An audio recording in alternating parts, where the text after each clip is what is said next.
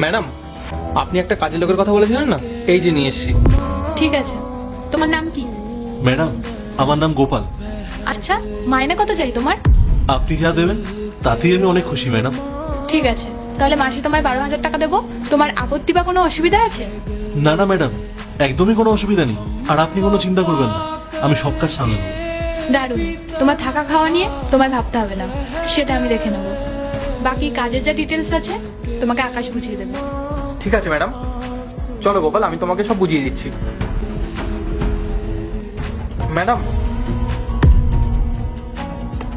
আকাশ, কি হয়েছে? এভাবে হাঁপাচ্ছ কেন? ম্যাডাম, আমাদের কুকের অ্যাক্সিডেন্ট হয়েছে, অবস্থা খুব খারাপ। দুইটি ছবির ভেতর থেকে যে কোনো একটি ছবিকে ভালোবেসে থাকলে ভিডিওতে লাইক করে চ্যানেলটি সাবস্ক্রাইব করে দাও। আর যদি না করো তাহলে বুঝবো তোমরা ছবি দুটিকে ভালোবাসো না। কমেন্টে লেখো আমি। ডাক্তার বলেছে সে 2-3 মাস কাজ করতে পারবে না। কি বলছো তুমি? এখন কেমন আছে সে? এখন কিছুটা ঠিক আছে, কিন্তু ডাক্তার রেস্টে থাকতে বলেছে। এখন কি করব বুঝতে পারছি না। এমনি রেস্টুরেন্টে লস হচ্ছে, কাস্টমার কম।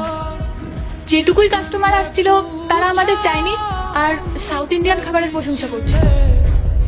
আর এখন এই অবস্থায় নতুন শেফ কোথায় পাবো? আর তার হাতের স্বাদ এমন হবে তো আমি কোনোভাবেই খাবারের সাথে কম্প্রোমাইজ করতে পারবো না। আকাশ, তুমি তাড়াতাড়ি নতুন একজন শেফ দেখো।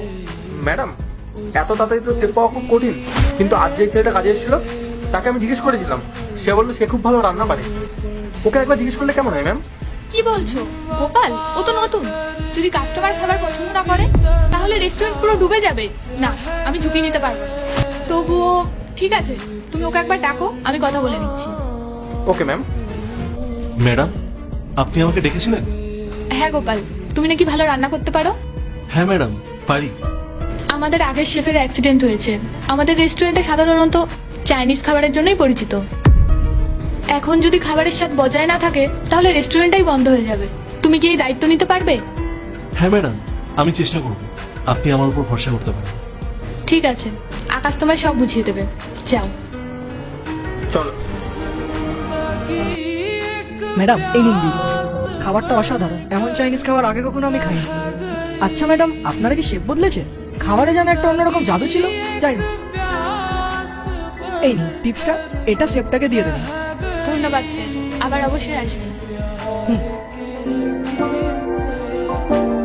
গোপালকে একটু ভেতরে পাঠাও তো। গোপাল, তুমি জানো তোমার খাবার খেয়ে সবাই খুব প্রশংসা করেছে আর তোমাকে টিপসও দিয়ে গেছে। তুমি তো আগে বলনি তুমি এত দক্ষ। এত ভালো রান্না করতে তুমি কি করে শিখলে? ম্যাডাম, একসময় আমারও নিজের রেস্টুরেন্ট ছিল,